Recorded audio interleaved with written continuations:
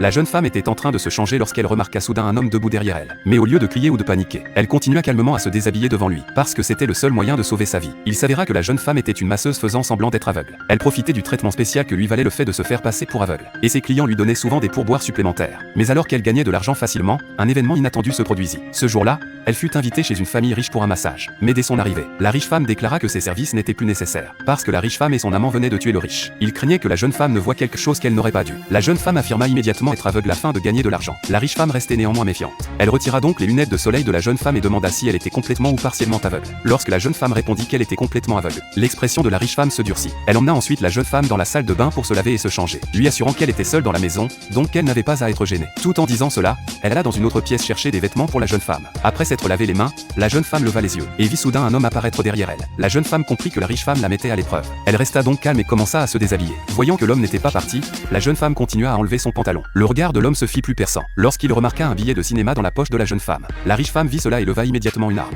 exigeant de savoir pourquoi la jeune femme avait un billet de cinéma dans sa poche. La jeune femme expliqua que, parce qu'elle ne pouvait pas voir, elle avait l'habitude de faire semblant d'être une personne normale. Bien qu'elle ne puisse pas voir le film, elle pouvait tout de même entendre le son et ressentir l'histoire des personnages principaux. En entendant cela, la riche femme dissipa ses soupçons. Elle alla ensuite chercher des huiles essentielles pour commencer le massage. Pendant ce temps, la riche femme gardait la jeune femme sous étroite surveillance, lui demandant avec curiosité comment elle était devenue aveugle. La jeune femme répondit que cela avait été causé par un accident de voiture qui avait tué toute sa famille et l'avait laissée aveugle. Le coupable n'avait jamais été retrouvé. La riche femme maudit le responsable, disant qu'il méritait de mourir. Tout en disant cela, elle déplaça discrètement les huiles essentielles à un autre endroit. Lorsque la jeune femme tendit directement la main vers les huiles sans hésitation, l'expression de la riche femme s'assombrit et elle demanda comment la jeune femme avait pu les trouver si facilement après qu'elles avaient été déplacées. La jeune femme expliqua calmement que chaque flacon avait une forme différente, donc la texture était unique, ce qui permettait d'identifier facilement lequel était lequel. La riche femme demanda ensuite comment la jeune femme pouvait trouver les huiles si rapidement sans les chercher. La jeune femme ouvrit le flacon et le fit sentir à la riche femme. Elle expliqua qu'elle avait trouvé les huiles grâce à leur odeur. Mais la riche femme ne se laissa pas tromper aussi facilement. Elle continua à remettre en question le fait que la jeune femme soit réellement aveugle. La jeune femme sourit et dit que la riche femme se trompait. À ce moment-là,